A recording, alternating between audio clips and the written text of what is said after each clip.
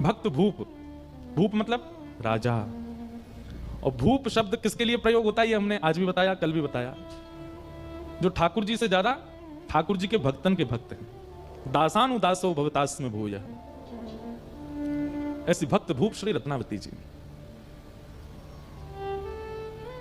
भैया हरि की सेवा करोगे तो हरि तो वैकुंठ देत, हरि तो वैकुंठ देंगे, पर हरिजनों की सेवा करोगे तो हरिजन तो हरि ही देत। समझ में आई बात? लिख लीजिएगा कहीं पर। हरि की सेवा तो वैकुंठ देत, पर हरिजनन की सेवा तो हरि को ही देत।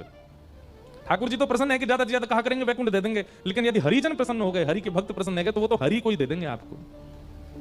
और ऐसी भक्तिमती श्री रत्नावती जी। नाभाजी उनको भक्तमाल में भक्त भूप कहते हैं।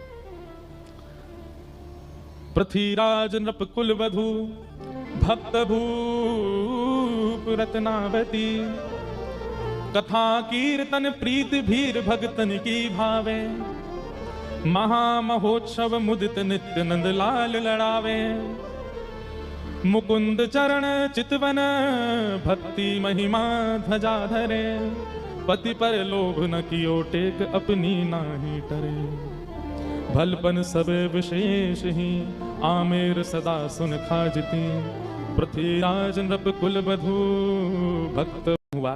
भक्तिमती भक्त भूप श्री रत्नावती जी का। और यहां श्री नाभाजी ने, अब देखो जिनको नाभाजी के बारे में जानना है, जिनको भक्तमाल जी के बारे में जानना है, वो YouTube पर हमारी भक्तमाल सुन लेना। वहां हमने पहले दूसरे दिन पूरी भक्तमाल जी की व्याख्या बताई है। नाभाजी कौन है, भक्तमाल क्या है, जयपुर में हुई थी पिछले साल का, तो वहां पूरा विस्तार, उसका विस्तार करा तो फिर 2 दिन निकलेंगे। श्री नाभाजी ने उन भक्तों के चरित्र गाए हैं भक्तमाल में, जिन जिन भक्तों के चरित्र उनके नेत्रों के आगे आते रहे, नेत्र बंद करके बैठ गए थे। जो भक्त सामने से आता दिखता उसका चरित्र लिख देते नाभाजी।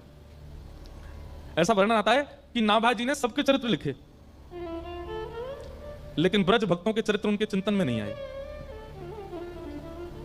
तब उन्होंने अपने गुरुदेव श्री अग्रदास जी से कहा, हे गुरुदेव, सबरे भक्त मेरे चित्त में आ रहे हैं, पर ये ब्रज के भक्त मेरे चित्त में क्यों नहीं आ रहे? तब उनके गुरुजी ने कहा कि देखो, तुमने भक्तमाल लिखने के प्रारंभ में भगवान के 10 अवतारों की वंदना की थी। मत्स्य कूर्म बराह आदि आदि भगवान के 10 अवतारों का तुमने वर्णन किया। बहुत ध्यान से सुनिएगा। अग्रदास जी बोले, तुमने भक्तमाल के प्रारंभ में भगवान के 10 अवतार का वर्णन किया, तो उन 10 अवतारों की जिन जिन भक्तों ने आराधना की वो तुम्हारे चिंतन में आ रहे हैं।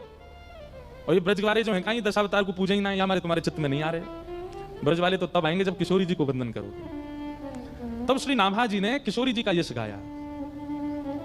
और नाभाजी ने नहीं गाया, अग्रदास जी ने पद गाया। मुझे पद याद नहीं तो सुनाता मैं। किशोरी जी के चरणों की वंदना जब अग्रदास